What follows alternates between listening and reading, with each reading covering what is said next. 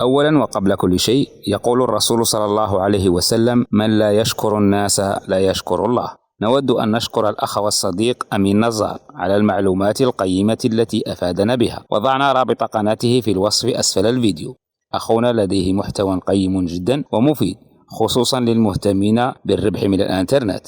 أخيرا، شكرا على دعمك ومساعدتك لنا.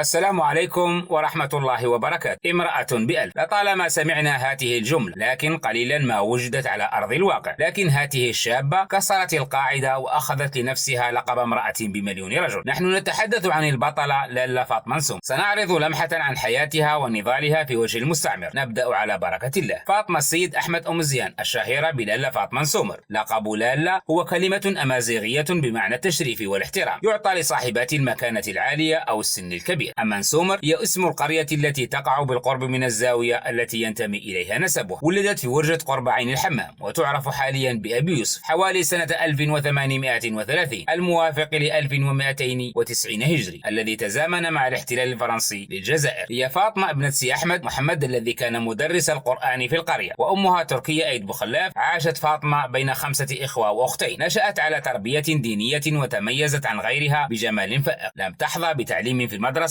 لأن التعليم كان مقتصرا فقط على الذكور حسب الأعراف في ذلك الوقت، إلا أنها تمكنت من حفظ القرآن من خلال استراق السمع من إخوتها وتلاميذ والدها من خلف الباب. تمتعت بالحكمة وبعد النظر بالرغم من صغر سنها، وهذا ما جعل منها امرأة قوية لا تقبل بالظلم والتعسف في حق النساء، انطلاقا من أن الإسلام كرمهن. نسجت عنها العديد من الأساطير وهي على قيد الحياة نظرا لعزوفها عن موضوع الزواج، وكثرت الإشاعات عن الأرواح التي تسكن فاطمة. وفي هذه الظروف مع بلوغها سن 16 تقدم لخطبتها ابن خالها سي يحيى أيد بوخلاف، فوافق أخوها وأجبرها على القبول لأنها رفضت العديد من العرس قبل. وفي ليلة الزفاف تظاهرت بالجنون والمس، وكسرت الأواني وشق ثيابها ليقوم زوجها بإرجاعها إلى بيت أبيها، لكن لم يطلقها وبقيت على عصمته طوال حياتها. وبقيت في حال عزلة إلى أن كلفها أخوها سي طيب بالاهتمام بالمدرسة القرآنية. ولما أصبحت حديث الناس في قريتها انتقلت للعيش في المكان الذي يقطن فيه أخوها سي طاهر، وهناك عرفت الاستقرار النفسي عنده، وواصلت حفظ القرآن الكريم، واتخذت نمط حياة التنسك والتفرغ للعبادة ومساعدة أخيها في خدمة المدرسة القرآنية. واستطاعت أن تجعل تلك المدرسة مركزا مشيعا لعلوم الشريعة، وبدأ زوارها يكثرون حتى كاد يلغي نشاط أخيها. وبدأت فاطمة في فرض شخصيتها، فلم تسمح بأن تكون مجرد مساعدة للرجال، فلم تكن غافلة عما يجري من معارك بقيادة بيجو. كانت تخاطب أتباعها وتحثهم على ضرورة الدفاع عن الوطن، وقاتلت جنبا لجنب مع شريف بوغلة بالرغم من صغر سنها. في عام 1849 انضمت فاطمة إلى المقاومة تحت قيادة سي محمد الهاشم، وفي 1850 اتصلت ببوغلة الشريف وقاتلت بجنب. خاضت هي وبوغلة العديد من المعارك، ولكن لتباين القوة بين الطرفين اضطرت للانسحاب أكثر من مرة. في 1854 فازت بأول معركة لها ضد القوات الفرنسية في عين الحمام، ثم بعد ذلك اتجهوا نحو واضية لمواجهة زحف الاستعمار، واحتدمت المعارك. ولم تكن فاطمة المرأة الوحيدة، فقد كانت تقود كتيبة من النساء في معركة تشكيرت وثيربويرة، وانتهت المعركة بهزيمة نكراء للاستعمار تكبد خلالها خسارة حوالي 800 قتيل، بينهم 25 ضابطا، وهنا قتلت الخائن سلجود. أصيب بوغلة في معركة، فكانت فاطمة هي من أنقذ حياته، وقد طلبها للزواج لكن لم تستطع لأنها كانت لا تزال على عصمة ابن خالد. بعد معركة تشكيرت، وبينما كان بوغلة ينتقل بين المدن، خرج عليه بعض من خصومه الجزائريين وقتلوه هو و60 من أتباعه. ولا توجد تفاصيل عن استشهاد لتنتقل القيادة لفاطمة والحاج عمر. تواصلت المعارك بين الاستعمار والمقاومة، فكانوا يخسرون معركة وينتصرون في أخرى، لكن مع توالي انتصارات فاطمة طلبت قوات الجيش الدعم مما اضطرها للانسحاب، لأن المستعمرة زادت وحشيته وانتهج أسلوب الإبادة الجماعية، وقررت تغيير الأسلوب وانتهجت ما يشبه حرب العصابات بالسطو على سلاسل الدعم والإمدادات، مما أربك قوات الاستعمار ليرد بعنف ويجهز جيشا بتعداد 45,000 بقيادة الجنرال راندو وبدعم الجنرال ماكماهون الذي قادم من قسنطينة خصيصا لمساعدته. واتجهوا نحو قرية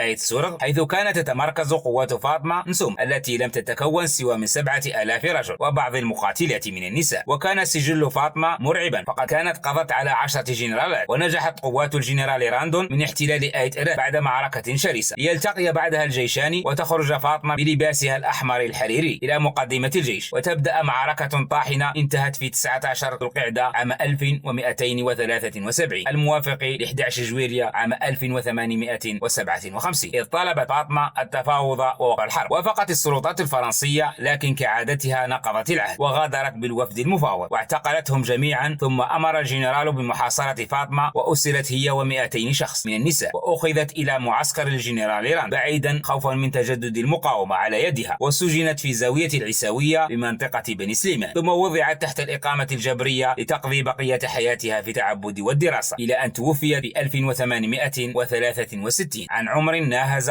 33 سنة فقط، إثر مرض تسبب في شللها، خاصة بعد وفاة شقيقها سنة 1861. ويقال أنها ماتت مسمومة، لكن لا أحد يعلم يقينا ما حصل معها. دفنت في مقبرة سيدي عبد الله، وبعد ذلك نقل رفاتها إلى مربع الشهداء بمقبرة العالية سنة 1995. أطلق عليها المؤرخ الفرنسي لقب جان دارك جرجرة، لكن رفضت هذا اللقب، مفضلة لقب خولة جرجرة نسبة إلى خولة بنت الأزور، لأن فاطمة سومر لم تكن الفتاة الوحيدة التي واجهت المستعمر، لكن كانت السباقة لعمل بطولي كهذا، وخلدت اسمها بأحرف من ذهب في كتاب التاريخ. رحم الله فاطمة سومر ورحم الله شهداء الوطن.